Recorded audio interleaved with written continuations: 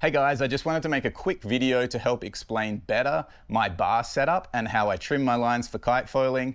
I noticed that a lot of people were getting confused and asking me various questions about this, and so I just wanted to do this video to help clear some things up and make it easier for you all. I don't have time to answer every single question that people are messaging me, but this video should help you understand it better because I think it is a pretty simple principle. In reality, all I'm doing is either extending my front lines from 5 to 10 centimeters or decreasing my back lines from 5 to 10 centimeters. It's going to be specific to your setup, your bar, your kite, your arm length, everything. You can't simply just copy what I'm doing. You can take these ideas and you can move to your own bar, your own setup, your own kite, your own arm length, and make a setup that is right for you. But the foundation of what I'm speaking about in this video is simply making it so you can fly your kite backwards. When you get the bar from the factory, for a lot of kite brands, your bar is set so the power is something like this. You're on full powered up, you got your trim here, this is a below the bar trim, that doesn't matter. I'm at full power here, and a lot of kite brands would have it set so this is full. This is where the lines are equal at full power. This space here at the bottom isn't enough. This isn't enough backline tension to properly backstall your kite or fly it downwind backwards when you are going directly downwind. You need more. So adding 5 to 10 centimeters possibly to your front lines and moving that point up further will allow you to aggressively backstall or fly your kite backwards when you couldn't before. That's the entire principle I'm talking about here.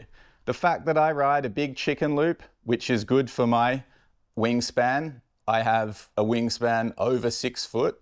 So for me, having a big chicken loop isn't a problem. I can reach even beyond this D-power strap if I wanted to by just reaching up with one of my arms. So you need to tailor the size of your chicken loop to your arm span and what feels comfortable for you so that you're riding in an ergonomic stance. You want to have your lines equal. I have them equal here.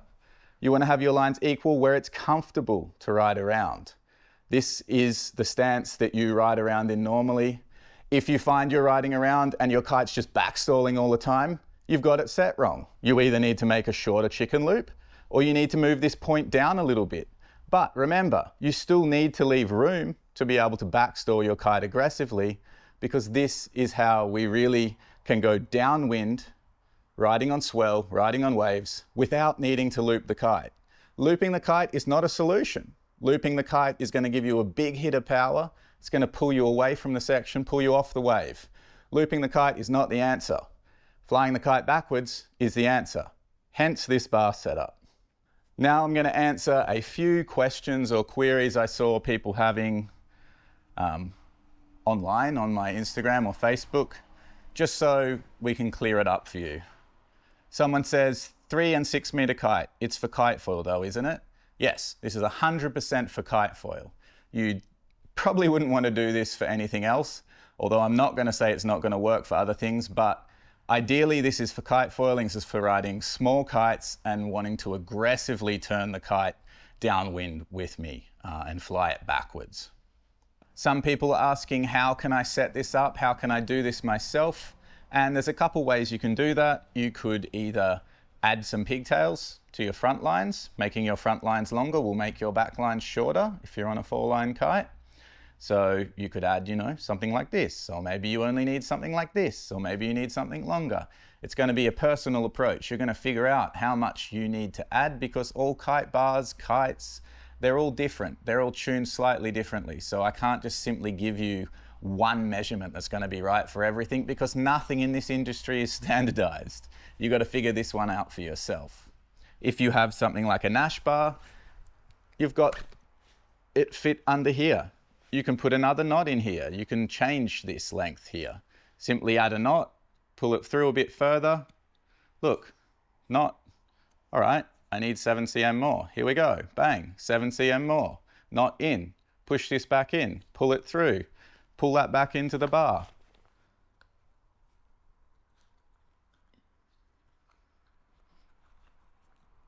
push it in. Done. How long did that take? A few seconds? I don't think that's too difficult. So if you have a bar set up like this, it's going to be really easy to change your rear line length. You can shorten it a little bit under the bar, see how it goes. If it's not right, change it again.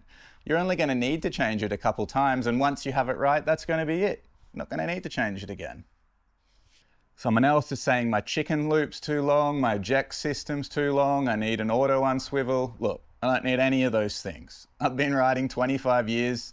I honed in this setup and I'm doing something that I don't really see other people doing well. So, I mean, you're welcome to the opinion, but I don't want a shorter chicken loop. I've used shackles many years ago when those things were popular. That's not the answer for me. I still want to be able to unhook from the bar, and I also still want to be able to use this bar and chicken loop for other disciplines like wave or wake skate if I don't have a bar on a trip. I don't want to bring multiples of everything on a trip. I want to bring things that are universal and I can save space and save weight. So for me, that size of chicken loop and that distance away from my body, most importantly, is most ergonomic for me. I like it like that. I have it set like that on purpose. It might well be that you're a smaller rider than me. I can guarantee most people are probably shorter than I am, and in such case, you might want to bring that bar closer to your body. In that case, perhaps a smaller chicken loop, or at the very extreme case, maybe a shackle is going to be right for you. I can't tell you what's going to be the best ergonomic stance for you. You need to figure that out for yourself. This is all a personal process. You need to tailor it to your arm length, the way you like to ride, the stance you like to stand in, the kites you're flying, the line length you're using. It can also change that a bit. So it's not a one-fits-all approach. You need to figure this out for yourself, and that's part of the fun and part of the process. So I can only give you the advice of what I'm using, my ultimate Kitefoil setup. You need to figure out what's your ultimate Kitefoil setup. Some people also asking me, is this only for small kites? Is this only going to work with small kites? And the answer to that is no. It's also going to work with larger kites. You can do it with an 8, a 9, a 10. Obviously, you're going to need more overall throw. This bar here has more overall throw than the one I showed you in my other video. You might need that if you want to gain more D-power on the other side. But overall, this principle can be used on any kite. As long as you have it set up right for your body and how you ride, you can use this on any gear. This bar tuning is not just useful for doing a quick backstall. Sometimes I'm even riding directly downwind with my kite on the other side of the window flying backwards. In Hood River, where it's really windy, if you're doing a downwinder, you might find times where you're really overpowered. Flying your kite backwards creates less power because the kite is less efficient. So in that case, I would be riding on my heel side, I would turn and carve downwind so far that I'm riding toe side on the opposite tack, but my kite is flying backwards downwind with me. In this scenario, having a lot of backstall ability is useful because now I can actually fly my kite backwards downwind with me. I can even ride the swell with my kite flying backwards downwind with me. And I use this approach in a lot of different spots. I would even use this approach sometimes in very onshore wave conditions where I'm really overpowered or I want to ride a certain direction. And sometimes flying the kite backwards lets the kite fly slower. And this might be the approach you need. It's about having choices. You want to have choices of different ways you can fly the kite for different wind conditions, different wave conditions, different wind directions. It's all about being able to fly the kite in many directions, not just being able to fly the kite forward and having to loop the kite if you want to get it back into the wind. I hope this video has been helpful. I hope this has helped explain a little bit of what I'm talking about, because I know a lot of people were a bit confused. If this has been helpful, give it a like. If you want to know more, put a comment down below. Hope you all get out on the water. Hope to see more people riding swell and riding waves on the Kitefoil and just having a good time. See you in the next one. Peace.